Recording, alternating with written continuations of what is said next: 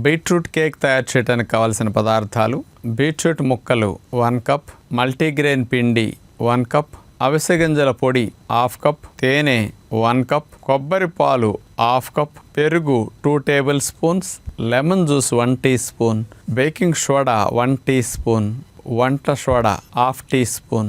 ముందుగా మనం తీసుకున్న బీట్రూట్ని తొక్కలు తీసేసి ముక్కలుగా కట్ చేసి మిక్సీ జార్లో వేసి తిప్పిన తర్వాత ముక్క చెక్క అయిన తర్వాత అందులో తేనె వేసేసి మెత్తగా పేస్ట్ అయ్యే వరకు తేనెతో బీట్రూట్ని తిప్పేస్తాం. తేనె బీట్రూట్ పేస్ట్ కేక్కి సిద్ధమైంది. ఇక బేస్ కోసం మనం మల్టీగ్రెయిన్ పిండి బౌల్లో తీసుకున్నాం. అందులో అవిసె గింజల పొడి, బేకింగ్ సోడా, వంట సోడా కొద్దిగా, నిమ్మరసం వేసేస్తాం.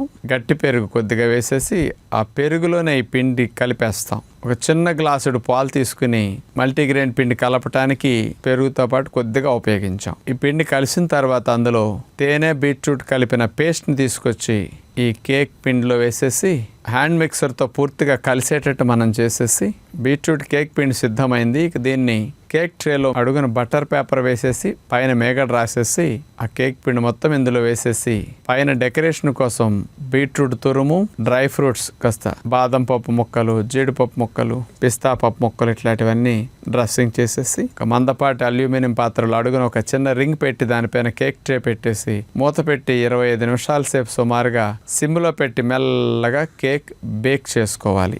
బేక్ అయిన కేక్ను తీసుకుని పైన నీళ్లు పిండేసిన గట్టి పెరుగులో తేనె కలిపేసి దాని రకంగా డ్రెస్సింగ్ చేసుకోవడానికి మనం వాడచ్చు. గట్టి పెరుగుని ఇట్లా తేనెతో చేసుకుంటే క్రీమ్లా చాలా బాగా వస్తుంది అనమాట.